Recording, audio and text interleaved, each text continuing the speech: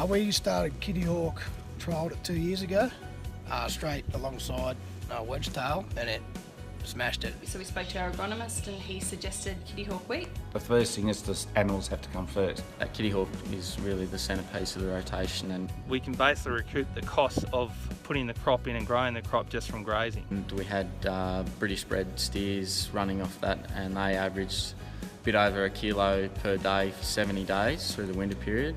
The top mob performed at 1.5 kilos per head per day. And so that grazing alone for 70 days paid for the input costs of the crop. These fellas, when you wean them, their weaning weights is probably 150 kilos heavier than what they are without it. So without the Kittyhawk, it wouldn't happen.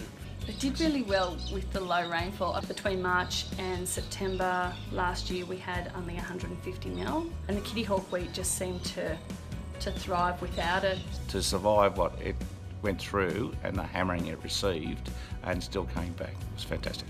Kittyhawk has given me the ability to grow feed when other people don't have feed, so I can take advantages of opportunity of buying in stock in the market, and also it gives me a good performing prime hard variety. This will be our 4th year growing it, and we haven't had a problem. So 2018 we had one farm that averaged 4.8 tonnes to the hectare across the board for our Kittyhawk, and that was following 70 days of grazing.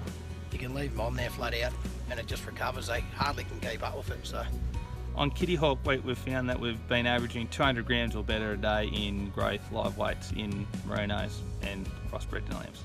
So the difference I feel is the vigour that you get out of it. It gets up and going, you got more mouths on it for longer periods of time. We found that Kittyhawk came out in front against wedgetail. Kittyhawk, you can take it straight to the big silos, right? Whereas the feed wheat, you can't.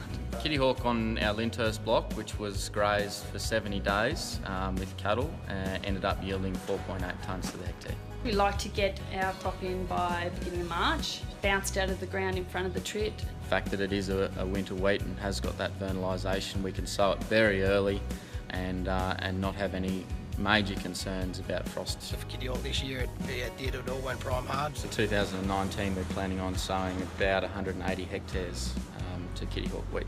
For the job it's done for us over the last 3 years, Kittyhawk's here to stay. So.